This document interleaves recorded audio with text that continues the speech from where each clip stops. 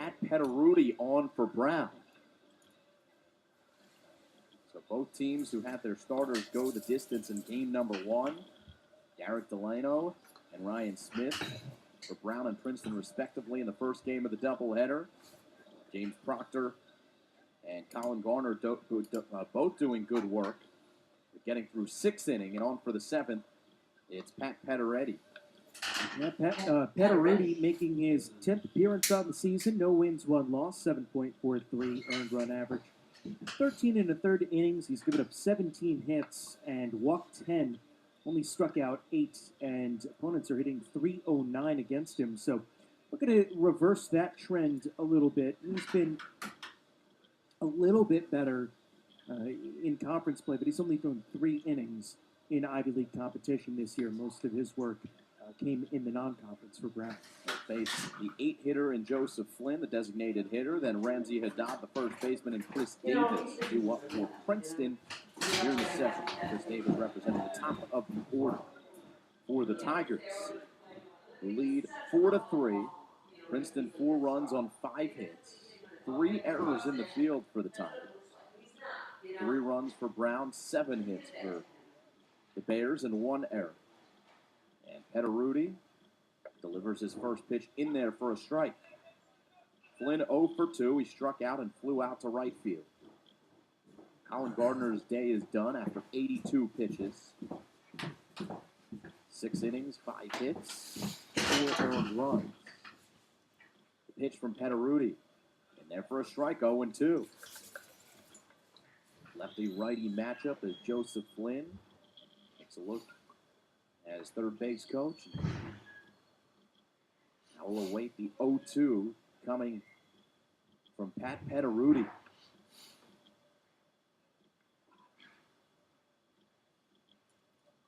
The pitch well outside, and the count goes to 1-2.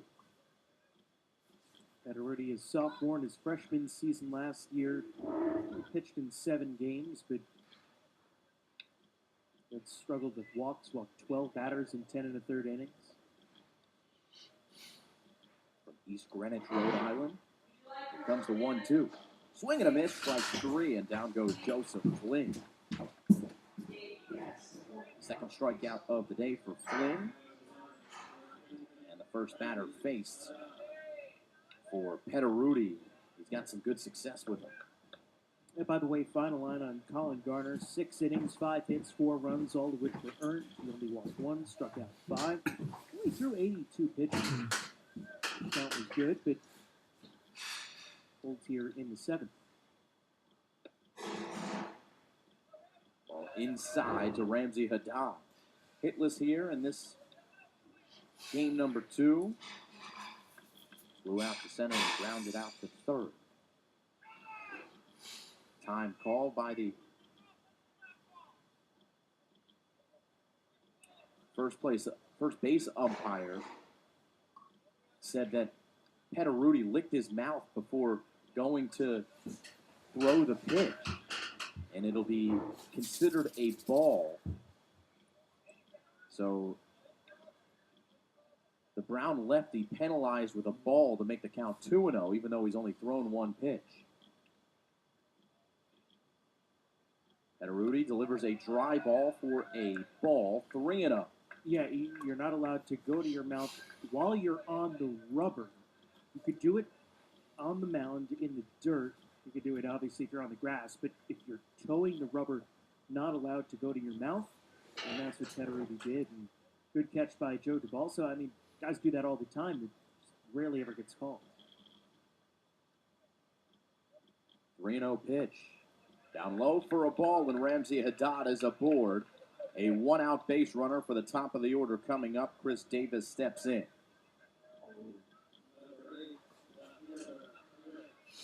Pretty nice to see Joe Del Basso really enunciate the call there. We could hear it all the way from up in the press box as to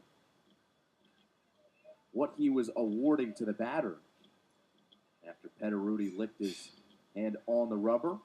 Now it's a lefty-lefty matchup. Chris Davis stepping in and looking at a first pitch strike. The man on first is Ramsey Haddad.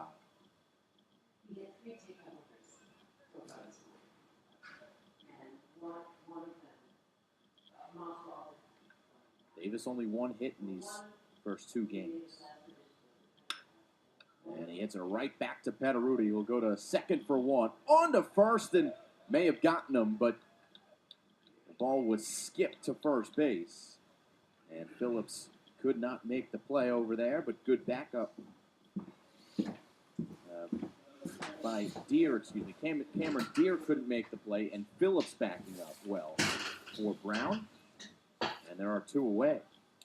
You obviously can't assume the double play, so no error on that throw to first base that wasn't able to be picked by Cameron Deere. Davis reaches on the fielder's choice.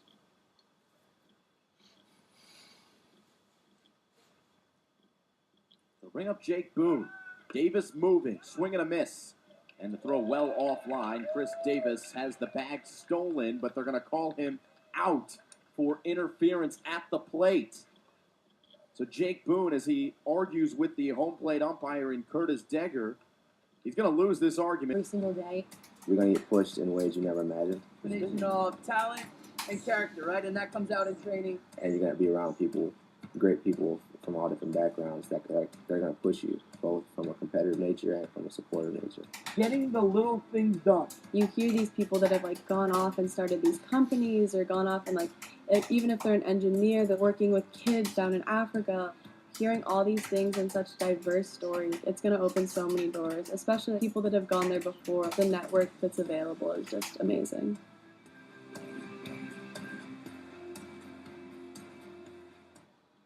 Brown scores one in the top half of the eighth inning, tied this game up at 4. Now for the bottom half of the inning, it'll be Nadir Lewis, David Harding, and Connor Nolan due up. Remember, Jake Boone didn't get to swing the bat, but he was in the way of a steal attempt from Chris Davis. And Boone was called out two unassisted to end the seventh. So we won't see the number 2 hitter for Princeton here in the inning. They'll start with the number 3 hitter, Nadir Lewis. Squares the bunt and then looks at a strike on the outside corner as Pat Petaruti is on for his second inning of work. Not a bad idea by Lewis, trying to use his speed to get on base. Start off this bottom of the 8th inning in a tie ball game. The pitch outside. Count 1-1. Nadir Lewis 0 for 3 here in game number 2. He does have good speed. 6 stolen bases, leads the Princeton Tigers.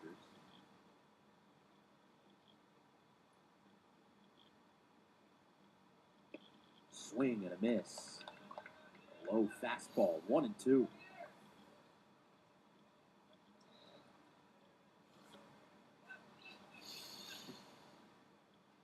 Nadir Lewis looking to set the table for Princeton. Couple of hot bats behind him. And Lewis up the middle, it's a base hit.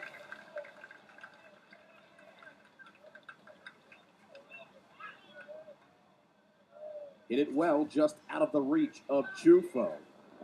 And David Harding will have a man on first with nobody out here in the inning. They got a good piece of that ball. Did Lewis middle away and just went with it right over the head of the shortstop, Jufo, for the leadoff single. Now we'll see if Lewis is going to be tempted to take off and try to get himself into scoring position. 6 for 6 this year, stolen bases to his attempts. He has to go up against the lefty and Pat Petaruti. Looking right at him. Usually a little tougher to steal on lefties. Showing bunt, and he's not going to have to steal. This one's going to get away from the catcher as Harding was showing bunt. And Nadir Lewis is over to second on a pass ball. Went off the glove of Phillips and to the backstop. And Nadir Lewis on second base with nobody out. So David Harding was squaring to bunt with a man on first. You can only assume that they'll be looking to do the same thing with a man on second.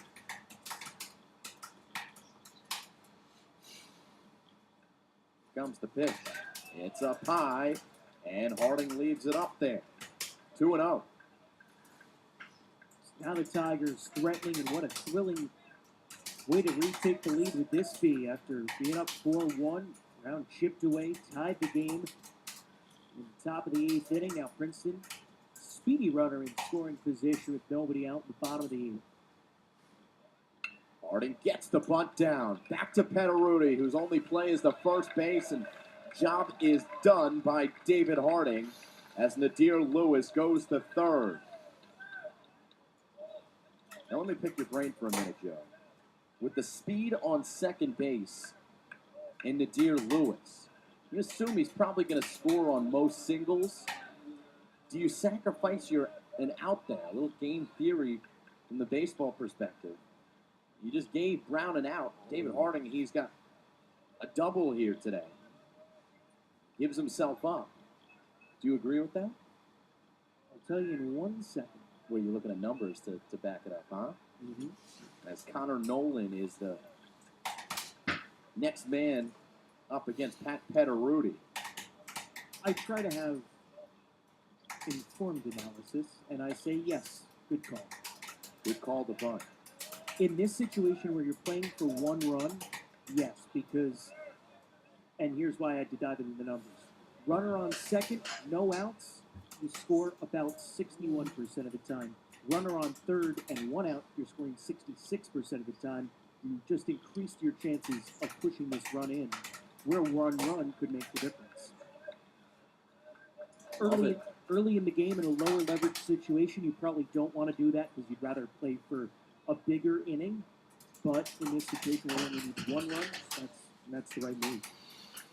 All right, so the number 4 hitter for the Princeton offense sacrifices, and according to the numbers, it's the right move made as they now have a runner at third and less than 2 outs. That ball outside from Connor Nolan. And the other thing that it does is, as you see, it forces Brown to bring their infield in, and that's going to make it easier for Nolan if he hits a ball on the ground hard. It's going to make it easier for him to sneak that through for a base hit. Batting average as a hitter goes up around 100 points when you bring the infield in. So not only that, but you've helped yourself make it a little easier to get it. Good speed on third for Princeton. Nadir Lewis leads off. He watches that ball delivered high to Connor Nolan. Nolan with a triple back in the 4th inning. Scored David Harding, and he walked back in the 6th. And for a big hit here with 1 out. Bottom of the 8th inning. Pitch. Nolan up in the air to left field. Lewis waiting to tag. He's off. Here comes the throw home. It is not in time. Nadir Lewis scores. And Princeton leads 5-4. A sacrifice fly from Connor Nolan. And Joe, to your point, that was the right move to sacrifice him over to third. A little small ball here in the bottom of the 8th inning, and Princeton retakes the lead. A great execution from Connor Nolan, knowing a base hit brought him home, but also a fly ball to an outfielder didn't even have to be particularly deep. With Lewis's speed at third base, he was able to come in and score. Needed a perfect throw from Frank Caprio. It was a little bit offline into the plate towards the foul territory side. Now Princeton on top and a chance to try and nail down this doubleheader sweep. So still with 2 outs and at the bat, you've got a chance as well to maybe tack on an insurance run or 2. Taylor Beckett is the batter. He spoils this one, foul 0-1. So wonderfully done by Scott Bradley and company for the Princeton Tigers. Making Joe Vasile look pretty smart there in the bottom of the 8th inning. And that's hard to do. And we'll have a little conference here as Taylor Beckett gets a talking to. And with the count 0-1 and 2 outs. Pat Petteruti gives up the leading run, a single from Nadir Lewis. He advanced to second on a pass ball, bunted over to third, and then a sac fly home. And Princeton manufactures the run to take the lead here in the bottom of the 8th. Already winning game number 1, looking for a Game 2 win. And Taylor Beckett skies this one high in the air. Down the right field line. And calling everyone off is Calvin Farris. He makes the play, but Princeton does get a run across on a hit. Nobody left on base. We go to the top of the ninth. Princeton 5, Brown 4. It's the Ivy League on ESPN. I think a common misconception